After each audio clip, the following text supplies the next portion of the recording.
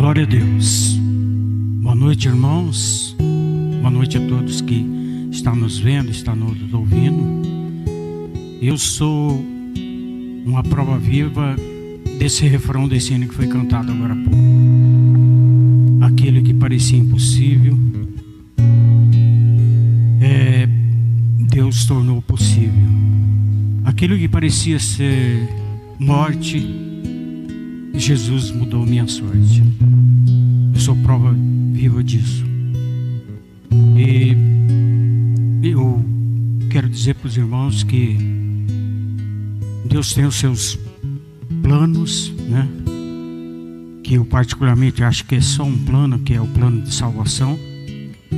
E tem os seus propósitos, do qual Ele busca algumas pessoas. Eu quero até salientar que tais pessoas não são as melhores, não são as mais santas, não são as mais, digamos que está na cotação de bom, disso, daquilo. Mas Deus, Ele tem seus propósitos. E eu particularmente creio nisso. Creio muito nisso. E Deus falou muito profundamente no meu coração a respeito disso. Os propósitos de Deus. E Ele tem um propósito na minha vida. Eu posso dizer para você que eu já foi, para mim, determinado 2 vezes a minha morte. 2 vezes a medicina disse que eu ia morrer. Lá em 1954, há quase 67 anos, eu fui acometido de uma meningite. Eu já dei esse testemunho algumas vezes. E depois de a medicina esgotar todos os seus recursos, aí deu o seu veredito. Eu me lembro, até há pouco tempo, eu falei com meu pai, né, para que eu não cometesse engano. E falei, como que foi? Ele falou, o médico, sua mãe já tinha ido embora chorando.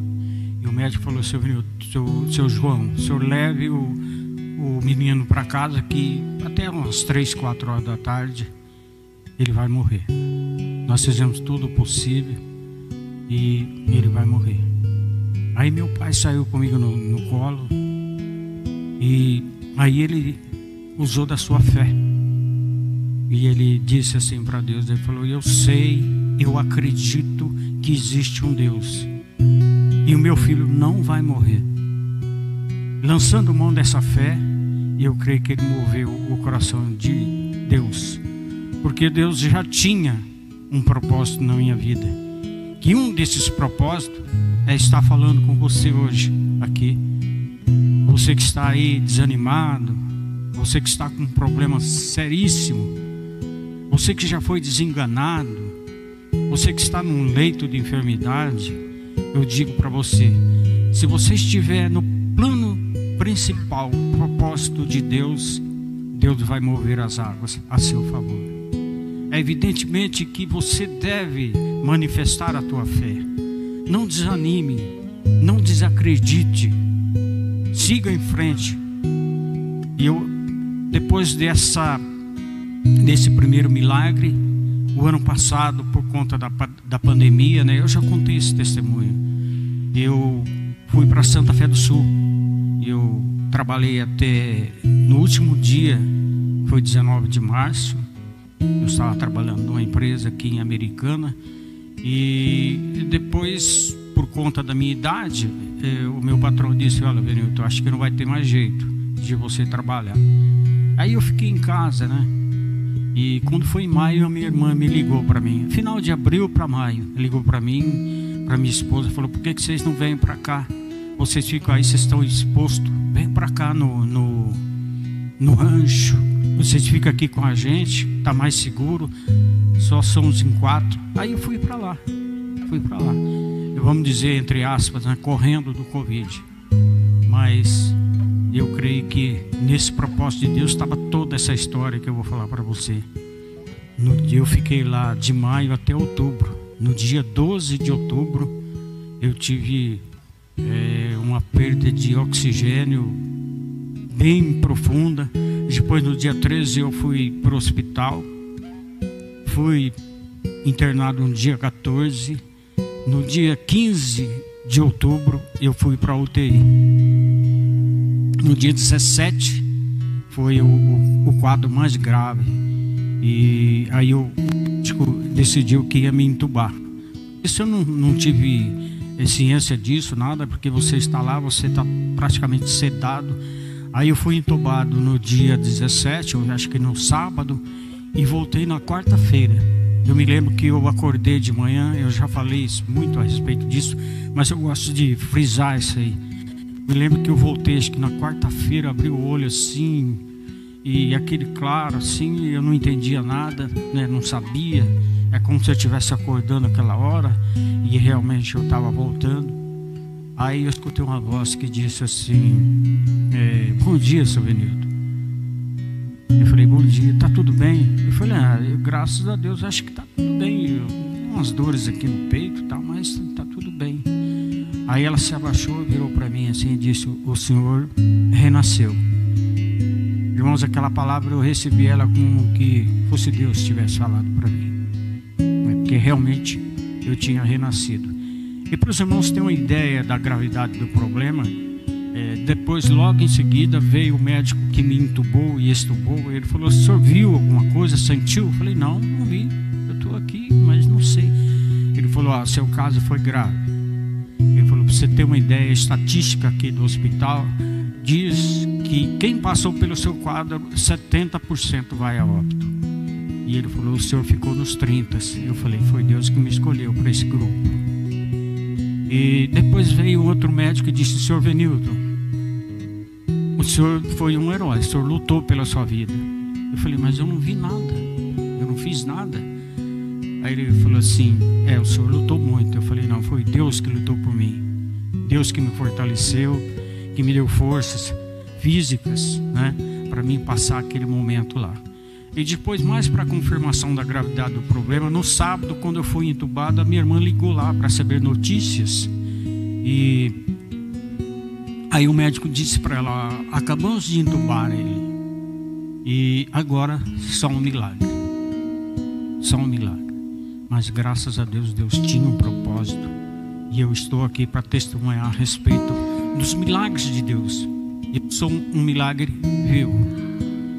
Aí nesse meio, nesse inteirinho, eu fiquei questionando, né? Porque eu sei das minhas mazelas, sei das minhas fraquezas, sei das minhas dificuldades, questionando a Deus, né? Até junto comigo tinha uma outra pessoa que eu tinha ciência, né? Que era pastor, tinha igrejas e igrejas orando por ele, e eu sabia que por mim também tinha, até fiz vídeos de agradecimento. Mas Deus levou esse irmão e me deixou. Sou melhor que aquele? Não, eu creio que não. Mas Deus tinha um propósito e tem um propósito na minha vida. E como eu disse no começo da nossa conversa, esse propósito é estar falando com você a respeito da sua fé, a respeito de o que Deus pode fazer. Ele pode transformar o impossível no possível na sua vida. A sua lógica natural, a minha lógica natural, ela é limitada, mas a lógica de Deus é vida. A lógica de Deus é salvação, é vida eterna. E é isso que Ele tem para mim e tem para você. Não é questão de crédito, não é questão de mérito, mas sim Deus. A vontade soberana de Deus, ela está acima de tudo e qualquer coisa que você imaginar. Toda a lógica natural que você imaginar. A vontade soberana de Deus. Por isso eu tenho o costume de orar quando eu vou interceder por um irmão, por um caso grave, alguma coisa assim. Eu coloco diante de Deus as dificuldades, coloco as necessidades, mas eu finalizo: Senhor, que seja cumprida a sua vontade. Então que você nessa noite, você possa receber essa palavra, que Deus, Ele existe, e de maneira palpável. Olha eu aqui, eu estou aqui, eu me adiantei, né? Não falei, eu senti a morte entrando dentro de mim. No sábado que eu estava indo, eu senti que eu ia morrer.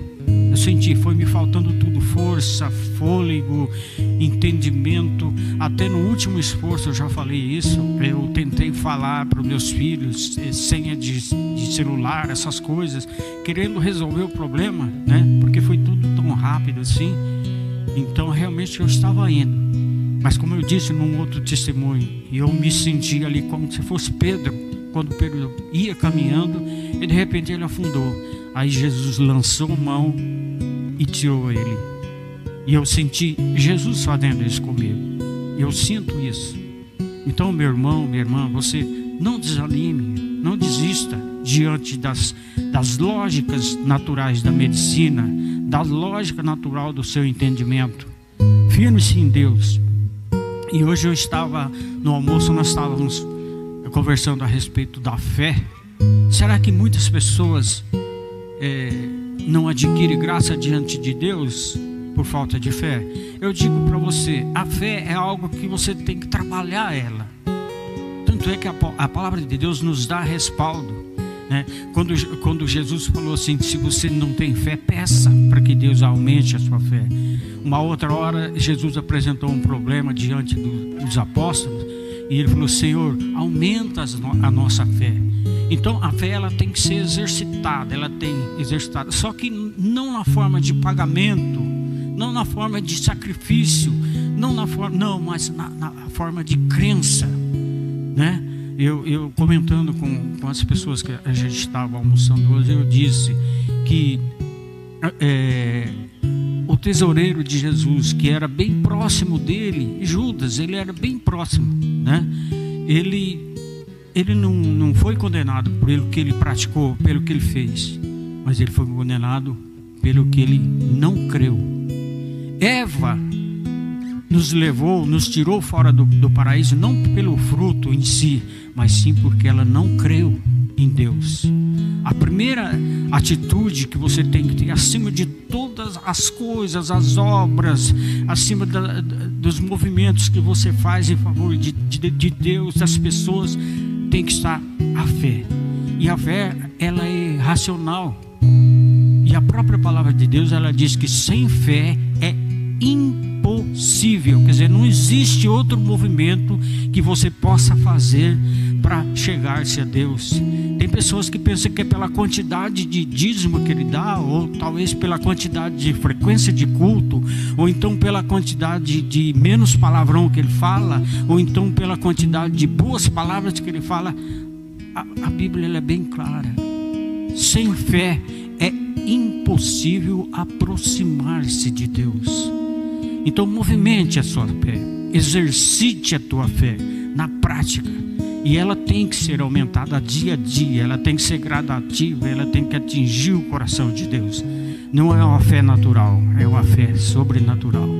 Então o que eu tinha para falar para os irmãos a respeito de fé, a respeito de mim, está um exemplo aqui. Pela fé do meu pai, eu fui salvo com 6 meses de idade. Pela fé das pessoas que oraram por mim, eu nem digo pela minha fé, né?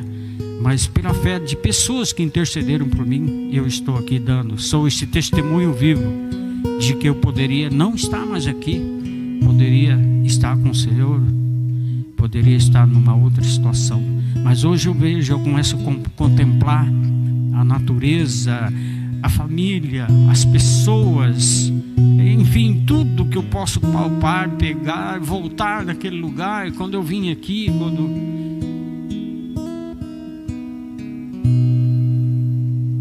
eu entrei aqui, né, quando eu vi aqueles hinos, eu pensando ali, falando com Deus: obrigado, Senhor. Poderia ter sido privado disso aí, mas o propósito de Deus é essa palavra que você recebeu, e Deus tem muito mais. Então não desanime, meu querido, não desanime. Eu sou prova viva. Se não aconteceu nenhum milagre na sua vida, na hora da necessidade, Deus vai agir em favor de ti. Deus abençoe os irmãos. Eu agradeço a oportunidade e continue firme na fé no Senhor Jesus. Deus abençoe a todos.